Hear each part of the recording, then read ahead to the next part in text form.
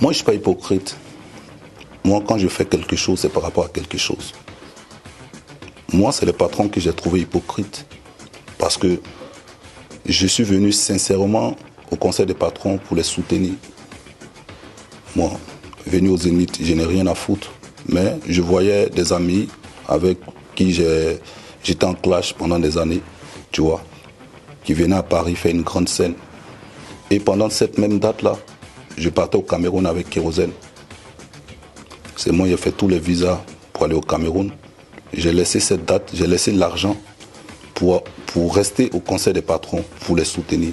Kérosène devait partir d'Abidjan à Yaoundé. Kérosène a pris un billet pour venir en France, pour que lui et moi, on parte ensemble à Yaoundé. Et c'est quand Kérosène arrive en France que j'ai dit à Kérosène, frère, ceux-là c'est mes amis, c'est plus que mes frères. Vas-y, je te demande pardon, je vais rester pour les soutenir. Kérosène m'a dit quoi? J'ai dit oui, je vais rester pour les soutenir. Je suis resté et j'ai été sincère. Et moi, je soutiens des amis parce que je veux que tout ce qui s'est passé comme polémique, on oublie et on passe à une nouvelle vision. Donc même quand je vais à Abidjan, je fais tout pour rentrer en contact avec eux. Et moi, je dois passer dans une émission où l'émission les appelle pour faire une vidéo pour moi parce qu'on m'avait vu sur le podium au Zénith avec eux et mes amis refusent de faire une vidéo pour moi. Donc qui est hypocrite? Content parce que moi, je suis quelqu'un, j'ai toujours été quelqu'un qui n'aime pas suivre, tu vois. Et depuis jeune, j'étais comme ça. Moi, mes amis me suivaient. Et je suis quelqu'un, avant de poser des actes, je réfléchis. Et quand je pose un acte, il y a eu beaucoup de problèmes avec les gens dans le showbiz, tu vois. Parce que dans le showbiz, quand tu rentres, tu vois, les gens, il faut qu'ils te testent pour savoir si tu es faible ou si tu es fort, tu vois. Mais quelqu'un qui a commencé le showbiz à 14 ans, moi j'ai tout vu, VGS, on se connaît, c'est pas aujourd'hui. Dans toutes les presses où tu es passé, on a toujours collaboré ensemble. J'ai jamais eu de problème avec quelqu'un. Mais le milieu où je suis rentré aujourd'hui, c'est un milieu, si tu ne montres pas que tu es quelqu'un, même tes artistes, tes propres artistes ne vont pas te respecter, tu vois. Il y a le travail et puis il y a l'amusement, mais moi, j'aime pas me faire mâcher là-dessus. Quand j'ai raison et puis les gens m'accusent pour un tort, je t'appelle, même si tu es le grand frère, je te dis que je suis pas content. Quand on a fait sortir notre premier album, j'étais encore à l'imprimerie, tu vois. Je t'expliquais une anecdote que tu vas pas comprendre. Vas-y. J'étais encore à l'imprimerie, je travaillais à l'imprimerie Kunta en zone 4. J'étais machiniste là-bas. J'étais payé chaque fin du mois parce qu'à l'imprimerie Kunta, il n'y a pas d'apprenti. Chacun est sur sa machine. Donc notre album sort et je commençais à aller faire des émissions radio. Donc je ne venais pas trop au travail. Donc je montais à mon patron que ça n'allait pas, tout ça. Donc un samedi, on doit faire tempo.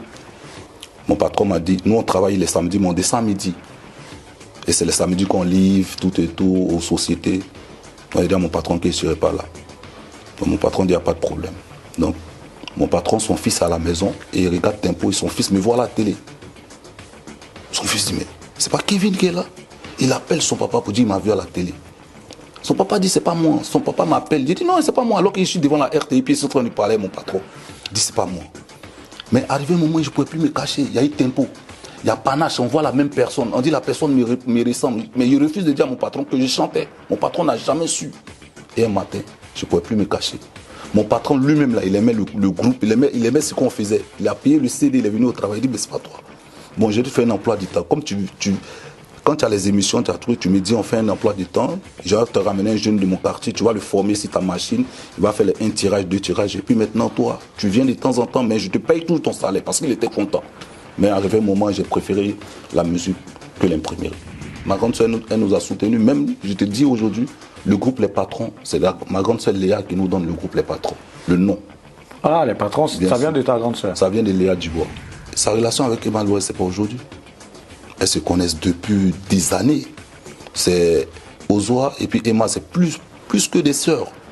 Elles ont des choses que personne ne pourra jamais rentrer entre les deux. Moi, j'ai connu Emma et Ozoa. Peut-être même, j'étais même pas encore bien installé en France. C'est pas une histoire de... Elles ont tout fait ensemble. C'est une amitié qui va durer plus de 100 ans.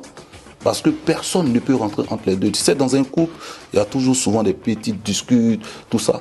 Mais les gens qui parlent à côté, Ozoa n'a jamais fait une sortie sur Emma. Tu t'es pas demandé pourquoi. Emma va jamais faire une sortie sur Ozoa. Parce que c'est une fraternité que tu peux pas. Les parents se connaissent. Ils vivent leurs problèmes ensemble. Quand Emma n'est pas bien, elle peut prendre son téléphone, appeler ma grande sœur Léa. Léa va lui donner des conseils. C'est des choses, tu ne peux même pas rentrer. C'est trop familier. J'ai dit, quoi? Donc nous, on a vécu ça avec des promoteurs. Et aujourd'hui encore, les artistes, je vis en France, il y a des artistes qui vont vivre ça. Et j'ai dit non. Moi, je vais me reconvertir. Parce que je voulais me lancer dans la musique, mais la musique, j'hésitais un peu. Parce que si je me mettais dans la musique, les gens disent, oh, comme il a quitté les patrons, il veut prouver quoi, tu vois. Alors que mon grand frère Beta Simon m'a dit, dans la vie, il faut savoir vite te reconvertir. Parce qu'en Afrique, on a un problème de reconversion. L'Africain veut être toujours à la lumière, mais il a peur d'être derrière. Il se dit que s'il est derrière, on va l'oublier.